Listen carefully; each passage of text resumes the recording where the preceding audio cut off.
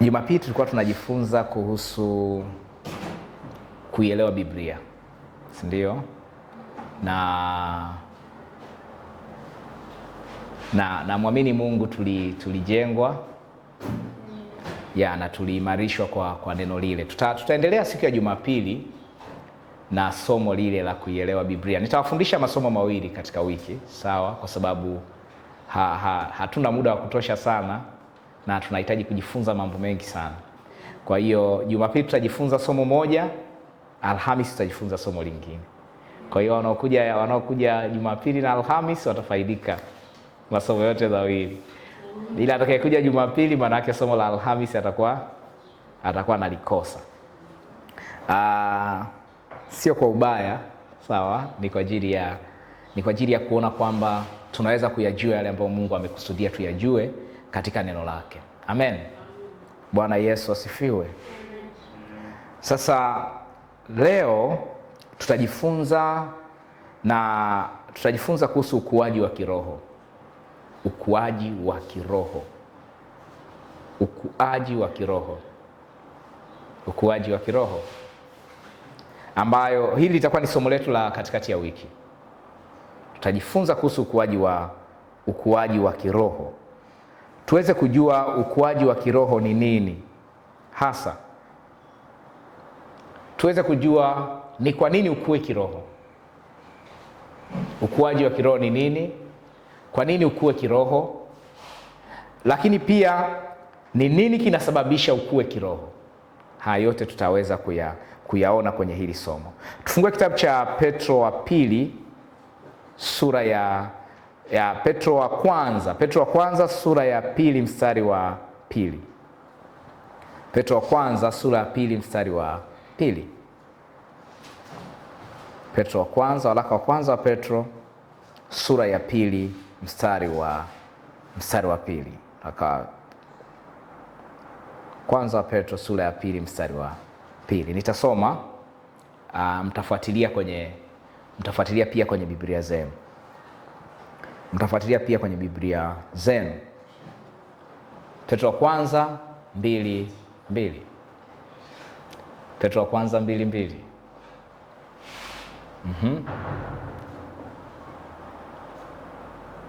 Petro wa kwanza 2:2, mnaweza mkasaidiana. Mtaweza kusaidiana hapo. Petro ipo nyuma ya Petro wa kwanza sura ya pili mstari wa pili. Anasema, tumefika wote. Anasema, kama watoto wachanga waliozaliwa sasa, yatamanini maziwa ya akili yasiyogoshiwa, ili kwa hayo mpate kuukulia wokovu. Kama watoto wachanga waliozaliwa sasa, yatamanini maziwa ya akili yasiyogoshiwa, ili kwa hayo mpate kuukulia wokovu. Tamani maziwa ya akili. Pole. Tamani maziwa ya akili yasiyogoshiwa, ili kwa hayo upate kuukulia wokovu. Na hili neno ya tamanini lina maana ya kuwa na tamaa. Yaani kwamba uone kwamba pasipo hicho kitu hauwezi kuishi. Tamani sana.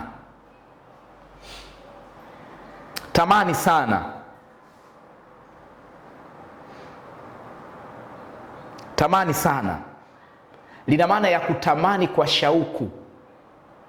Kuwa na shauku na maziwa ya akili yasiyogoshiwa, ili kwa hayo upate kuukulia wokovu. Hii inamaanisha nini? Wokovu unakuwa. Katika wokovu tunakuwa. Haupaswi kuwa vile ulivyokuwa jana inapokuja katika swala la wokovu. Maana yake tutakapoonana baada ya miaka 10 ijayo, ninapaswa nikuone umeimarika zaidi katika eneo la wokovu. Umekuwa, umeongezeka. Sasa kinachofanya uongezeke ni kutamani maziwa ya akili yasiyogoshiwa. Nimesema neno kutamani lina maana ya kuwa na tamaa. Kwa mfano wa kuwa na hisia nzito sana au kuwa na hamu na kitu fulani. Kuwa na hamu na kitu fulani. Ni sana na kina mama wakiwa wajawazito, akitamani kunywa Pepsi ya baridi, anataka mpaka anywe. Mpaka anywe. Asipokunywa anahisi anakufa. Anatamani. Sasa hivyo ndivyo ambavyo Biblia inatuagiza tutamani sana maziwa ya akili ambayo yanatufanya tukue kiroho. Yanatufanya tukue kiroho. Nataka uone namna hili neno lilivyotumika kwenye kitabu cha Warumi 1:11. Warumi 1:11. Warumi sura ya kwanza mstari wa 11. Warumi 1:11. Anasema, kwa maana ninatamani sana kuwaona, nipate kuwapa karama ya rohoni ili mfanywe imara. Ninatamani sana kuwaona. Maanake huyu ni mtu ambaye amewakumbuka sana hawa watu. Ngoja nichukue Biblia yangu hii nitumie pia kusoma hapa. Huyu ni mtu ambaye amewakumbuka sana hawa watu. Anasema ninatamani sana kuwaona. Ninatamani sana kuwaona. Lakini pia angalia kitabu cha Wakorintho wa pili 9:14. Wakorintho wa pili 9:14. Na katika hili somo tutakuwa tunasoma mistari mingi sana. Hii mistari tunayosoma inatusaidia kuweza kujua kwa undani nini ambacho yale maneno yalikuwa yanamaanisha. Tunapozungumza kuhusu kutamani, uweze kuelewa. Wakorintho wa pili 9:14. Tuanze na 9:14. Wakorintho wa pili 9:14. Waraka wa pili kwa Wakorintho 9:14. 9:14. Wakorintho wa pili 9:14. Wakorintho wa pili 9:14. 9:14.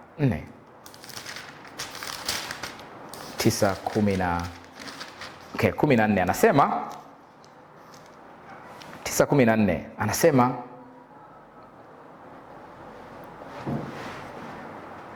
anasema nao katika maombi yao kwenu mioyo yao itawaonea shauku kwa sababu ya neema ipitayo kiasi mliopewa na Mungu. Kuna maneno yanatofautiana kidogo, sio? Nilichokisoma hapa. Lakini mmeona hilo neno hapo, kuona shauku.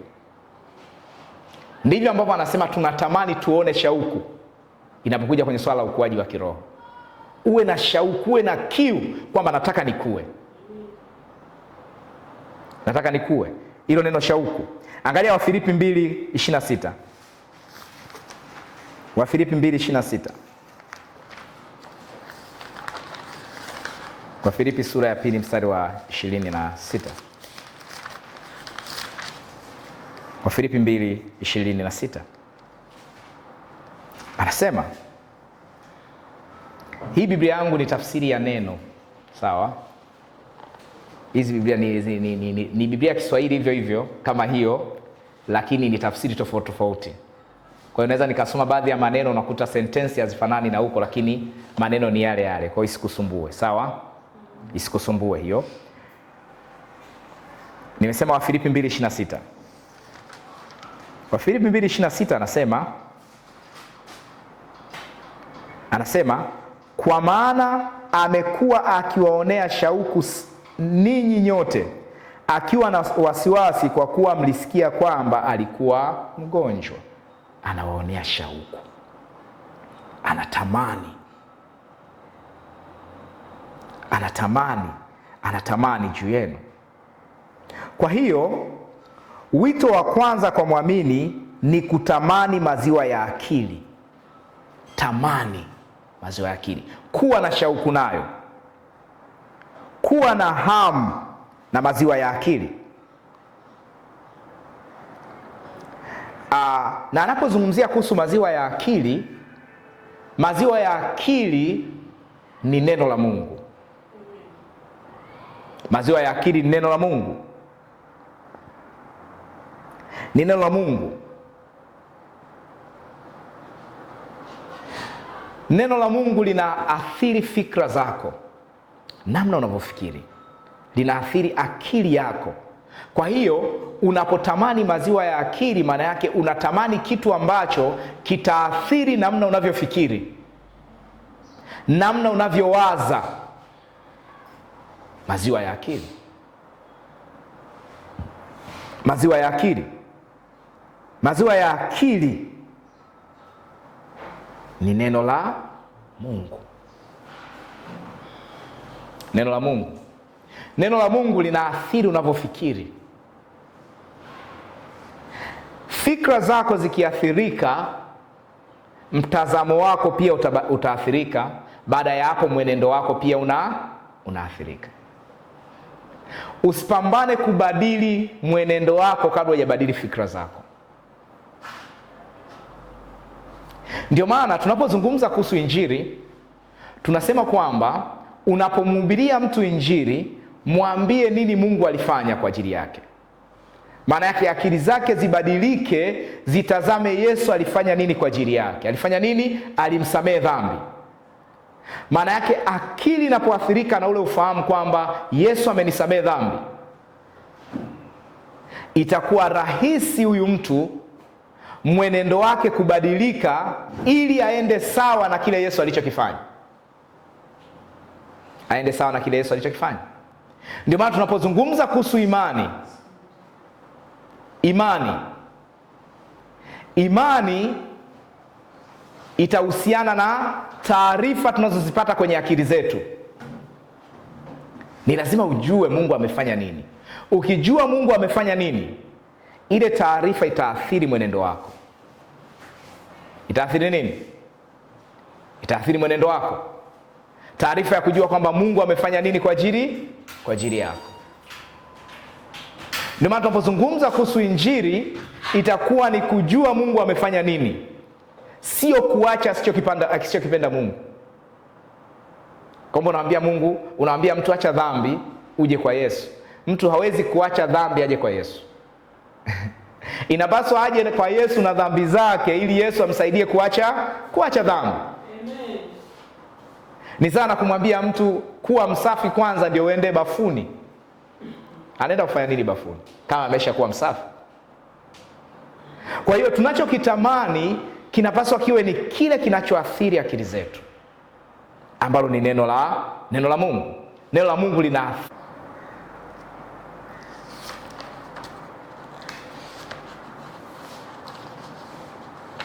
Yohana 1:1.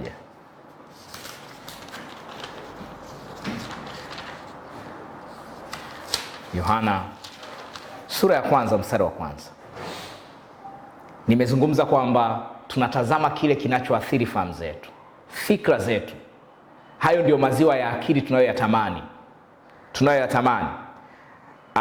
Anasema hapo mwanzo alikuwako neno. Huyo neno alikuwa pamoja na Mungu, naye neno alikuwa Mungu. Hapo mwanzo alikuwako neno. Isikusumbue tafsiri. Najua tafsiri yako inasema hapo mwanzo kulikuwako na neno, naye neno alikuwa kwa Mungu, naye neno alikuwa Mungu. Hii anasema hapo mwanzo alikuwako neno. Huyo neno alikuwa pamoja na Mungu, naye neno alikuwa Mungu. Naye neno alikuwa Mungu. Angalia mstari wa 14. Mstari wa 14 anasema neno alifanyika mwili akakaa miongoni mwetu, nasi tukauona utukufu wake, utukufu kama wa mwana pekee atokaye kwa Baba, amejaa neema na kweli. Yohana 1:1 anasema hapo mwanzo kulikuwa na nani? Neno. Huyo neno alikuwa pamoja na Mungu, naye neno alikuwa Mungu. Kwa hiyo neno ni nani? Yes. Kwa hiyo mstari wa 14 anapotuambia huyu neno alifanyika mwili akakaa kwetu, maana yake neno ni nani? Neno ni Yesu Kristo ambaye ni Mungu. Sawa? Neno ni Yesu Kristo ambaye ni Mungu. Kwa hiyo maana yake tunaposoma neno tunamsoma nani? Mungu ambaye ni nani? Ni Yesu. Yesu ni Mungu. Kwa nini? Kwa sababu Yesu ndio huyo neno. Neno alikuwa kwa Mungu, naye neno alikuwa ni nani? Mungu. Lakini huyu neno amevaa mwili, amekaa kwetu. Kwa hiyo unapomwona Yesu katika mwili, unakuwa unaliona neno la Mungu limevaa mwili. Yesu ni neno la Mungu. Yesu ni neno la Mungu. Sasa tunapozungumzia akili, maziwa ya akili, ni lazima yawe yanatoka kwenye neno la Mungu. Ni ufahamu wa neno la Mungu ambao unakuja kwenye akili zetu. Inakuja kwenye akili zetu. Nataka uone hili neno yasiyogoshiwa. Turudi kwenye kitabu cha waraka wa kwanza wa Petro 2:2. Waraka wa pili wa Petro 2:2.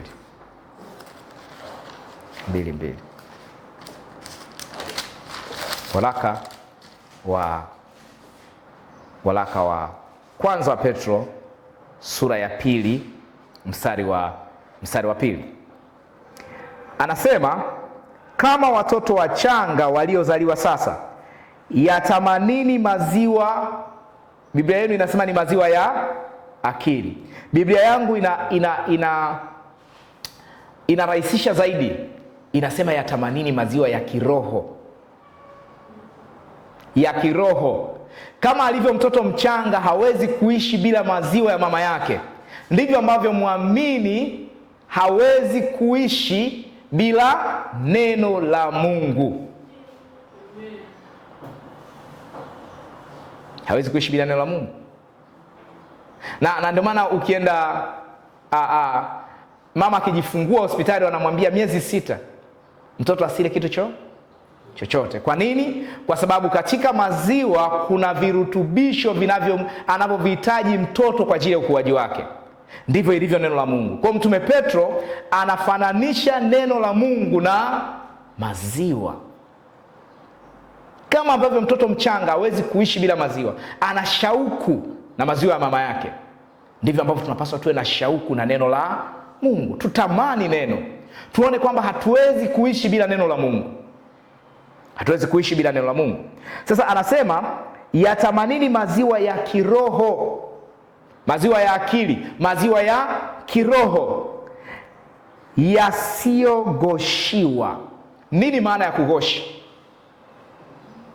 Nini maana ya kugoshi? Nafikiri mmeshasikia mtu anasema yule anahubiri injili isiyogoshiwa.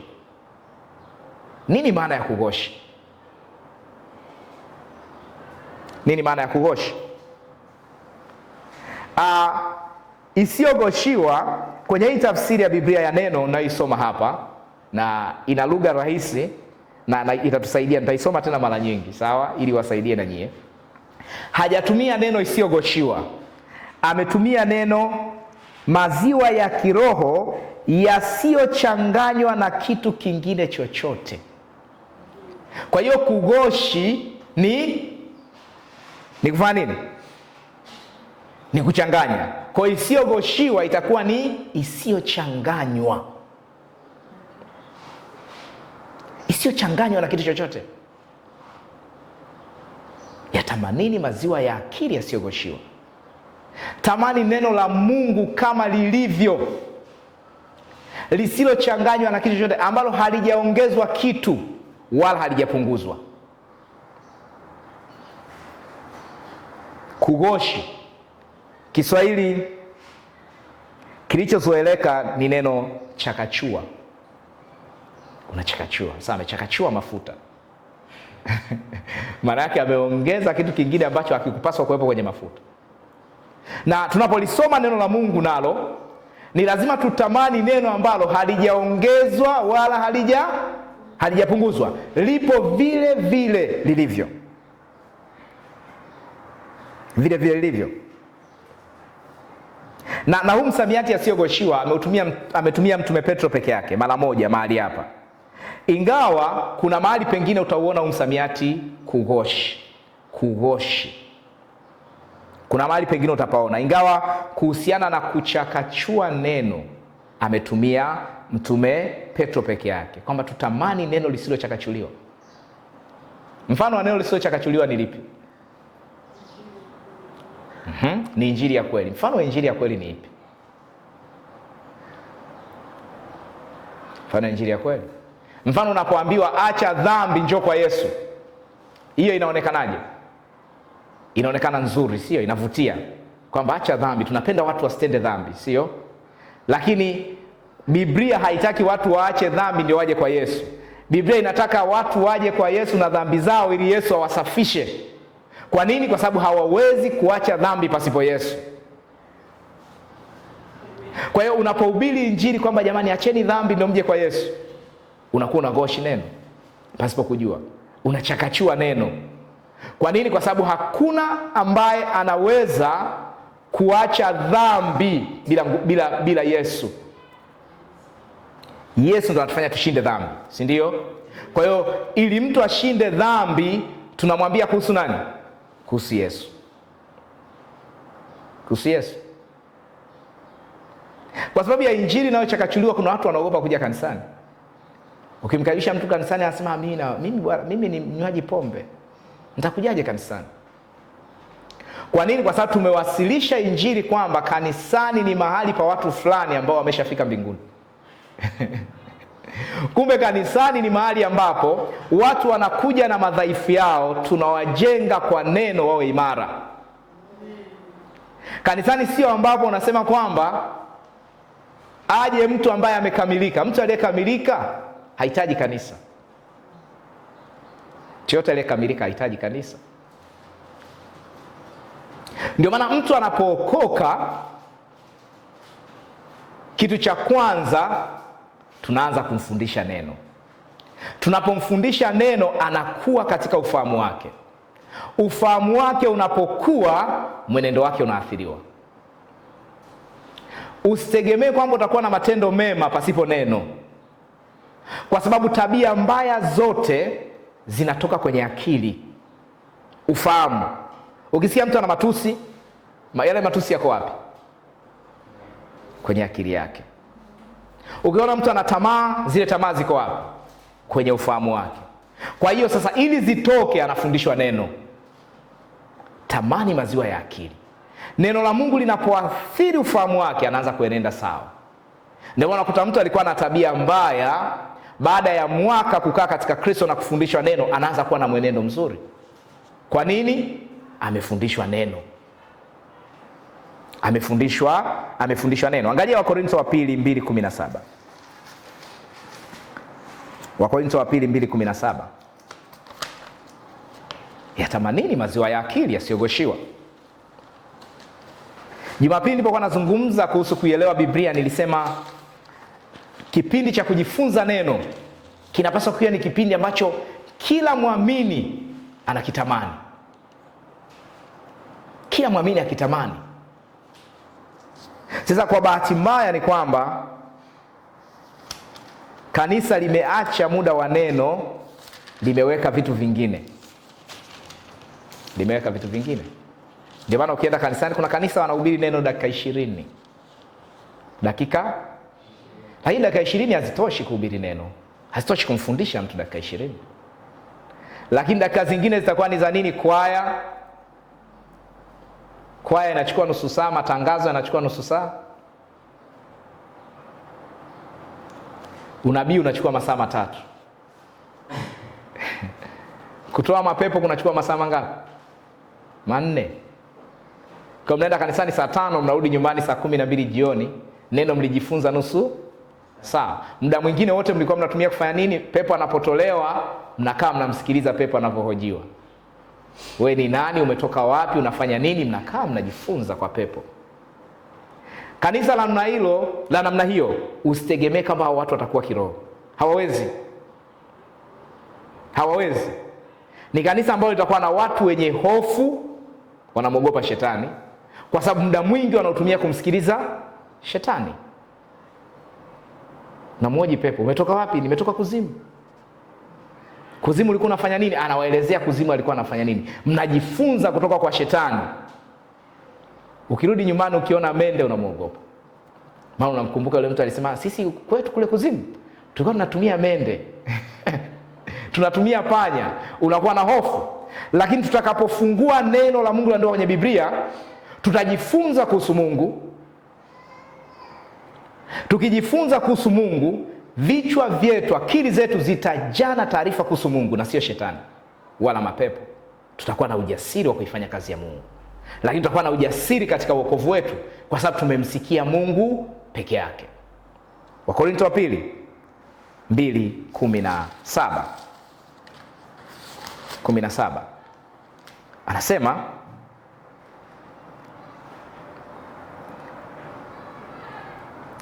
Anasema katika Biblia yangu hii kuna maneno yanatafsiriwa kwa urahisi sana. Gladness, nisomee mstari. Wakorintho wa pili 2:17. Wakorintho wa pili 2:17.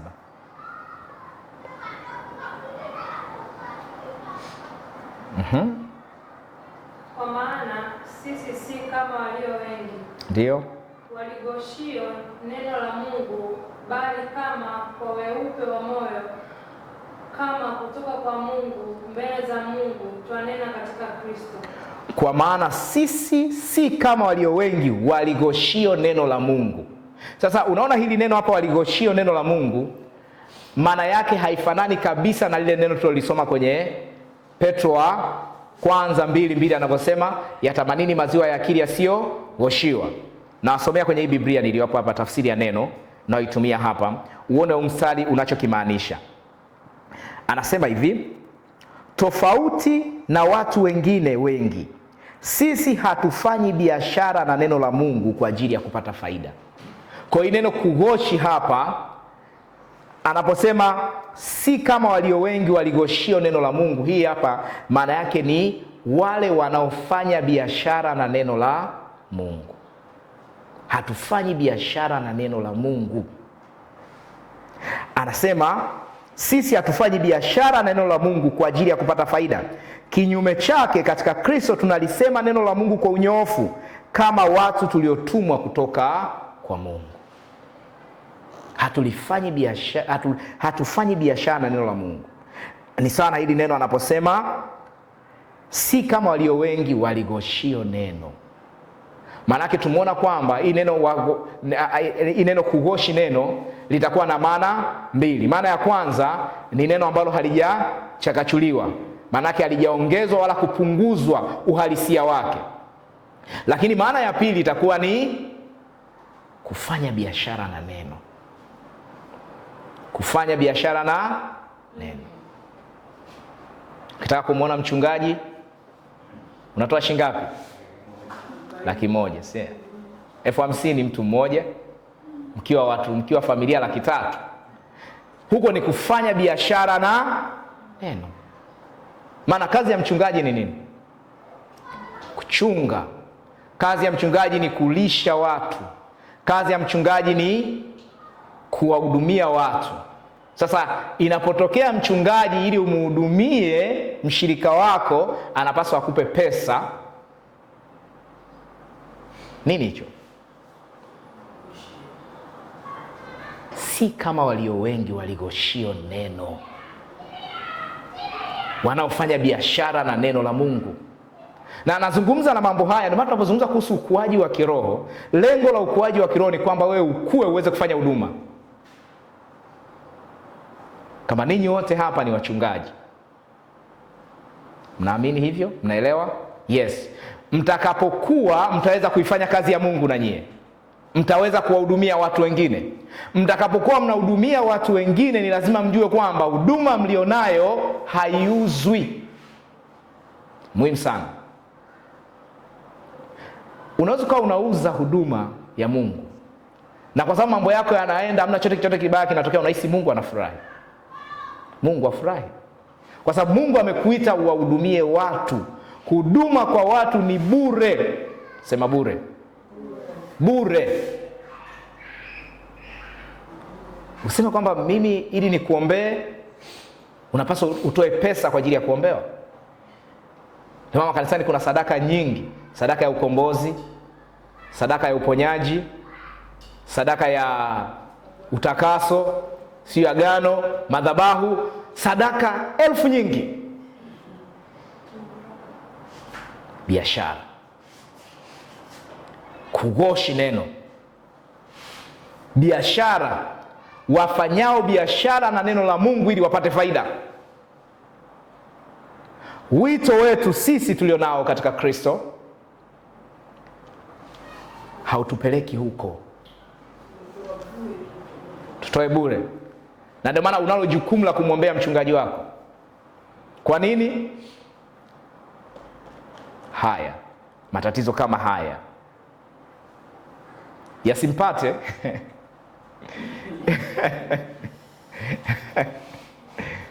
yasimpate. Kuuza neno, sadaka ya unabii. Kama Jumapili tutakuwa na unabii wa mtu mmoja mmoja, wenye sadaka kubwa ndio wanapata unabii mkubwa zaidi. Ukitoa shilingi 1000, ukitoa shilingi 500, wewe unapewa unabii wa jumla. Lakini ukitoa 100,000, ukitoa 500,000, wewe utakutana na nabii katika muda wenu binafsi kabisa, aweze kukutabilia. Unakaa kiti cha mbele. Na unakaa kiti cha mbele. Yeah. Hiyo inaitwa nini? Unagoshi. Unafanya biashara neno la Mungu. Unataka kuuza karama za Mungu. Fungua kitabu cha Matendo ya Mitume sura ya 8. Matendo ya Mitume sura ya 8. Ukuaji wa kiroho. Ukuaji wa kiroho ni kwa ajili ya huduma. Unakuwa kiroho ili umtumikie Mungu. Sasa unapokuwa kiroho ili kumtumikia Mungu, ni lazima uyajue haya. Hatufanyi biashara na huduma ya Mungu kabisa. Hatufanyi biashara na huduma ya Mungu. Huduma ya Mungu ni bure. Huduma ya Mungu ni bure. Angalia mstari wa 18. Matendo ya Mitume 8:18. Matendo ya Mitume 8:18.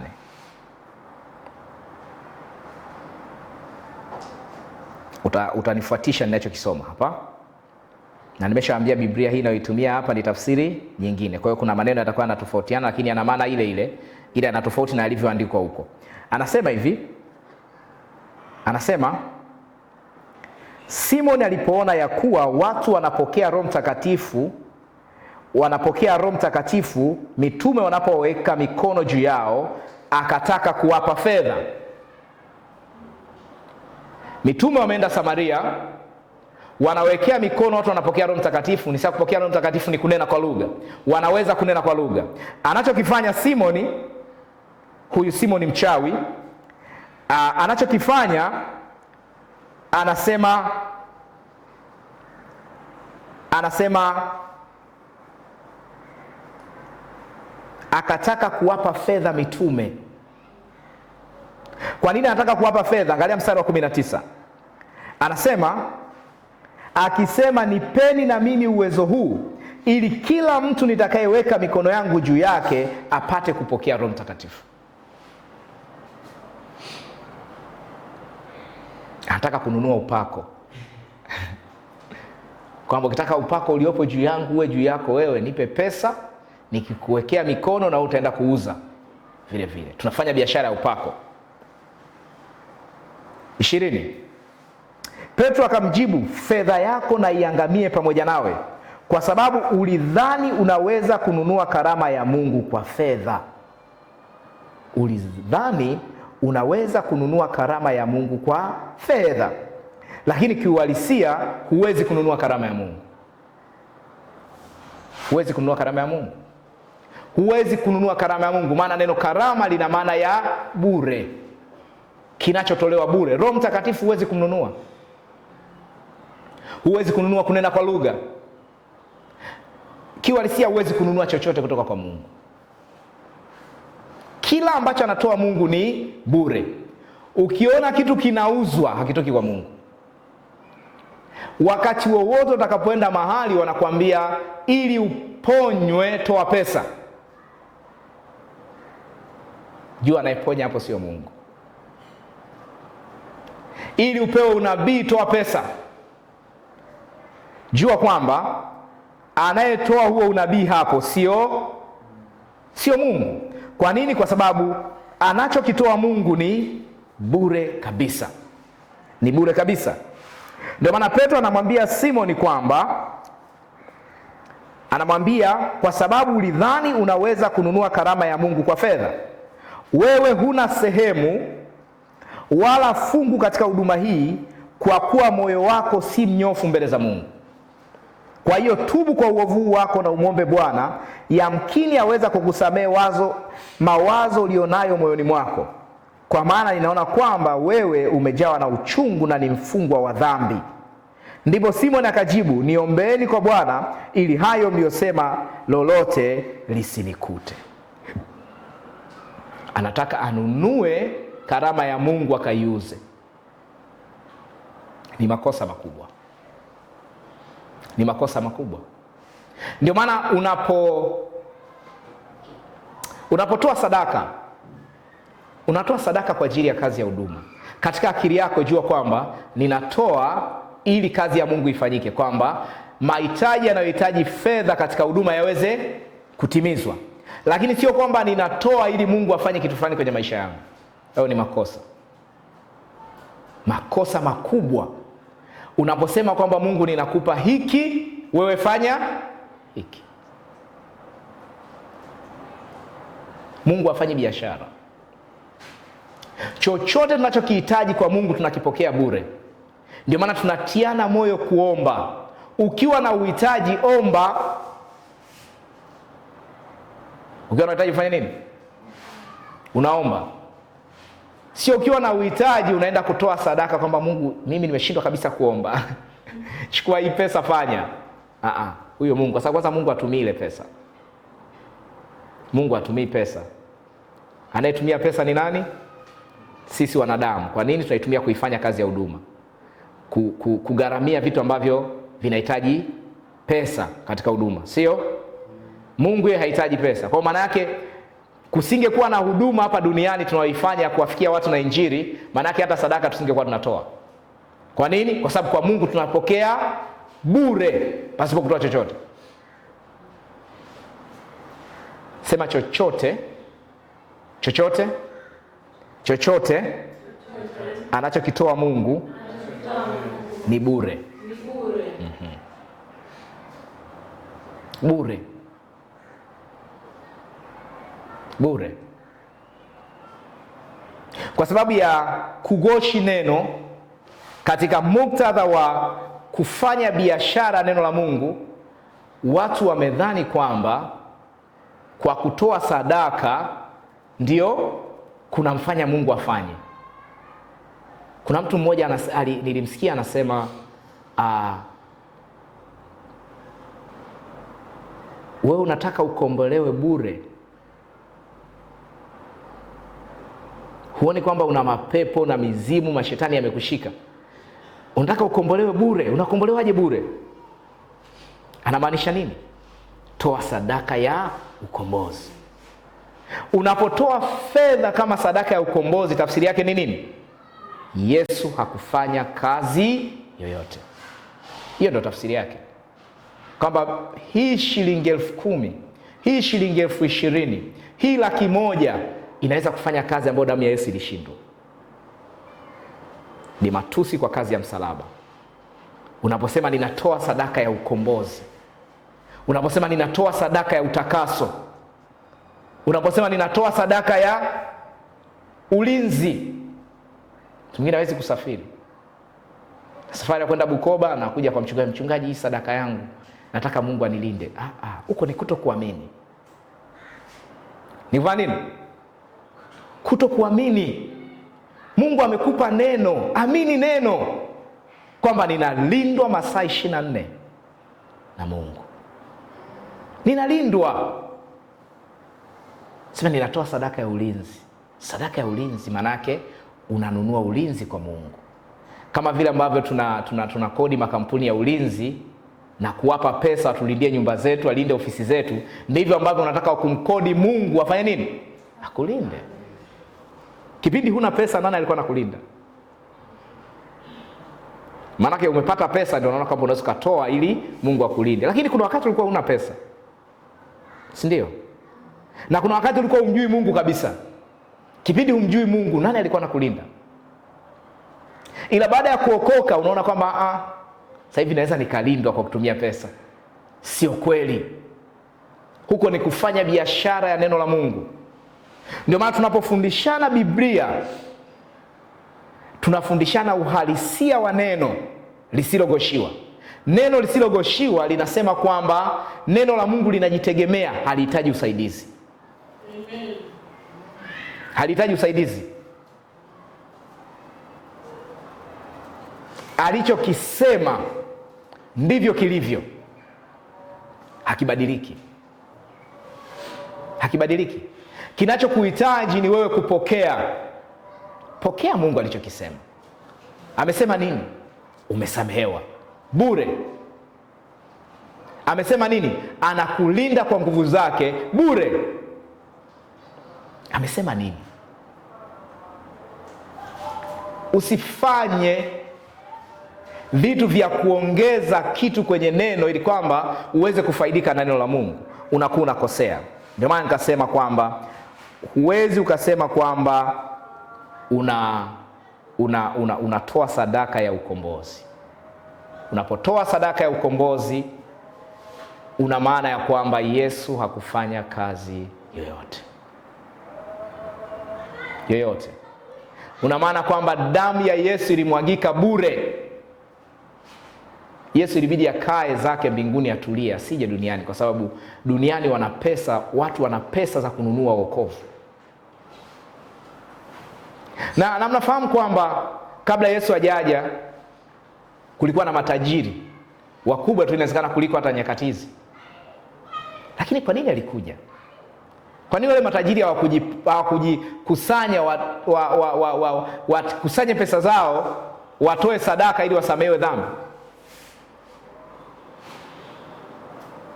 Kwa nini? Kwa sababu hakuna pesa, hakuna mali, hakuna kiwango cha madini, dhahabu, tanzanite, almasi inaweza kununua wokovu. Hamna. Ndio maana tunapozungumza kitu ulicho nacho ndani yako, msamaha wa dhambi, ni kitu ambacho hakuna pesa ya dunia hii inaweza kununua. Haipo. Muamini ni mtu wa thamani sana. Ni mtu wa thamani mno, kwa sababu alichokipokea hakuna kitu chochote cha duniani hapa kinachoweza kununua. Angalia Petro wa kwanza sura ya kwanza. Petro wa kwanza sura ya kwanza. Sema mimi ni wa thamani. Hakuna fedha, hakuna madini yanaweza kuninunua isipokuwa damu ya Yesu. Yes. Wewe ni wa thamani. Petro wa kwanza 1 mstari wa 18. Petro wa kwanza 1:18. Petro wa kwanza 1:18.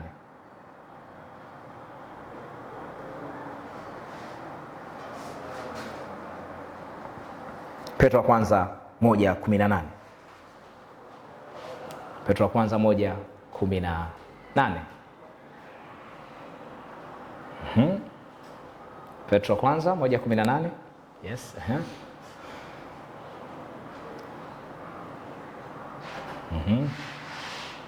Kitabu gani hicho?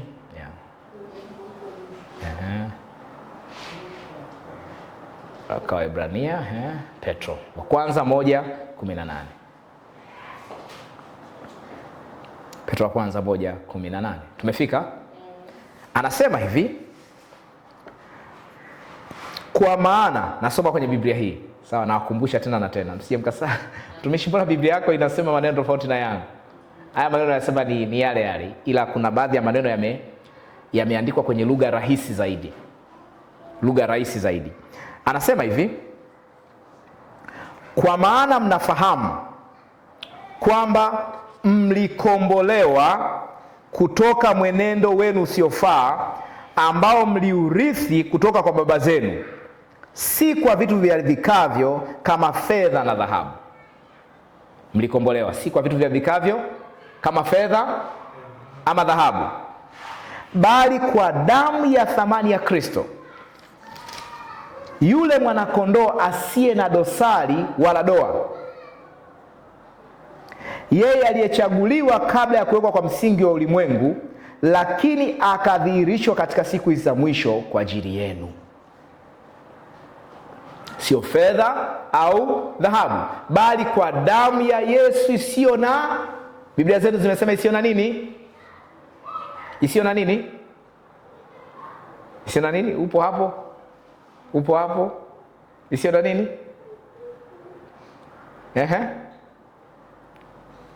Biblia yangu inasema mwanakondoo asiye na dosari wala doa.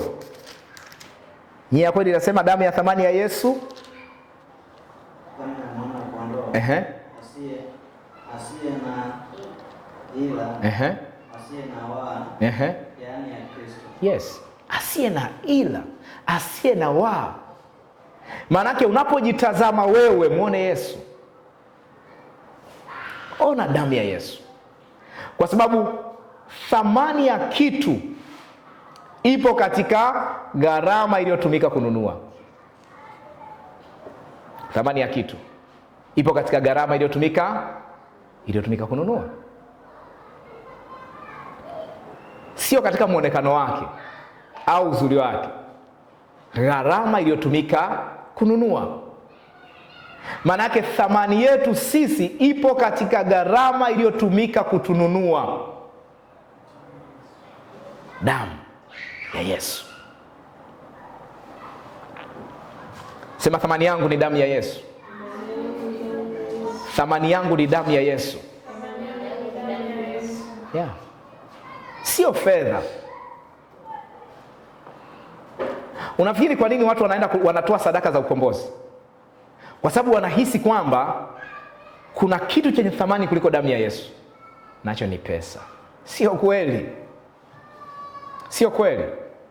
Pesa ni kitu kinachoishia hapa muda wake. Tukiondoka hapa pesa haina thamani. Ila damu ya Yesu inaendelea kuwa na thamani kwenye maisha zaidi ya haya. Kuna watu wanadhani kuna vitu vina thamani kuliko damu ya Yesu. Ndio maana walokole wengine wanakaa kinyonge. Lakini ukiwa umeokoka usikae kinyonge. Kwa nini usikae kinyonge? Kwa sababu hutafsiriwi na namna ulivyo. Ninamiliki nini? Nina kitu gani?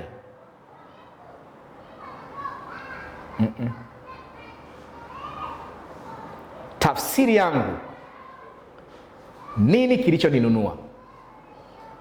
Ni damu ya Yesu. Damu ya Yesu ni nini? Ni uhai wa Mungu.